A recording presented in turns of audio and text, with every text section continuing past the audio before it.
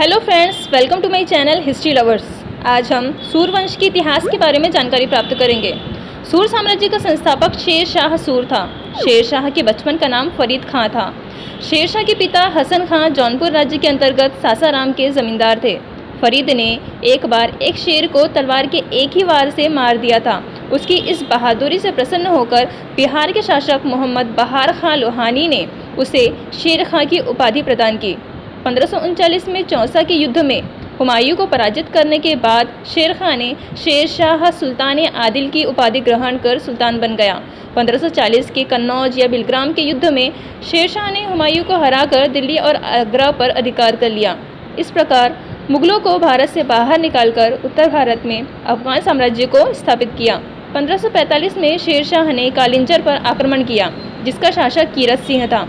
इस अभियान के दौरान जब वह उक्का नामक आग्नेयास्त्र चला रहा था तो उसी दौरान किले की दीवार से टकराकर एक गोला आकर पास रखे बारूद के ढेर पर गिरा और जिसमें आग लग जाने से उसकी मृत्यु हो गई। शेर शाह का मकबरा सासाराम में निर्मित किया गया है। शेर शाह ने रोहतासगढ़ का किला कुहना नामक मस्जिद का निर्माण किया था।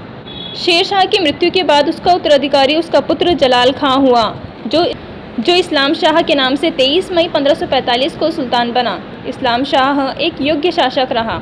उसने न केवल अपने राज्य की सुरक्षा की अपितु उसका विस्तार भी किया। उसके समय के सभी विद्रोह असफल हुए और 1553 में जब हुमायूं ने सीमा पर आने का प्रयत्न किया तब बीमारी की स्थिति में भी इस्लाम शाह युद्ध के लिए चल दिया और हुमायूं को वापस जाना पड़ा। उसने शासन व्यवस्था में विभिन्न सुधार किए। बीमारी के कारण 30 अक्टूबर 1553 को इस्लाम शाह की मृत्यु हो गई। इस्लाम शाह की मृत्यु होते ही सूर साम्राज्य की एकता नष्ट हो गई और उसका पतन आरंभ हुआ। इस्लाम शाह के बाद उसका 12 वर्षीय पुत्र फिरोज शाह गद्दी पर बैठा, परंतु 3 दिन बाद ही उसके मामा मुबारिज खां ने उसकी हत्या करके दिल्ली पर अधिकार कर लिया और मोहम्मद आदिल शाह की उपाधि ग्रहण की। आदिल शाह ने गद्दी अवैध तरीके से प्राप्त की थी और वह अयोग्य भी था। उसके बहनोई इब्राहिम सूर ने दिल्ली और आगरा पर अधिकार करके स्वयं को इब्राहिम शाह के नाम से बादशाह घोषित किया। उस समय आदिल शाह चुनार में था और वह कुछ न कर सका। इन परिस्थितियों में आदिल शाह के एक अन्य बहनोई अहमद खां ने, जो पंजाब का सूबेदार था, स्वयं को स्वतंत्र शासक घोषित कर दिया। उसने सिकंदर शाह की उपाधि धारण की और दिल्ली और आगरा पर अधिकार कर लिया। इस समय तक सूर साम्राज्य 5 भागों में बढ़ गया था। सिकंदर शाह के अधिकार में पंजाब, दिल्ली, आगरा थे। इब्राहिम शाह के अधिकार में दोआब और संभल, चुनार से बिहार तक के प्रदेश पर आदिल शाह का अधिकार था तथा बंगाल में मोहम्मद शाह और मालवा में बाज बहादुर की स्वतंत्र सत्ता थी।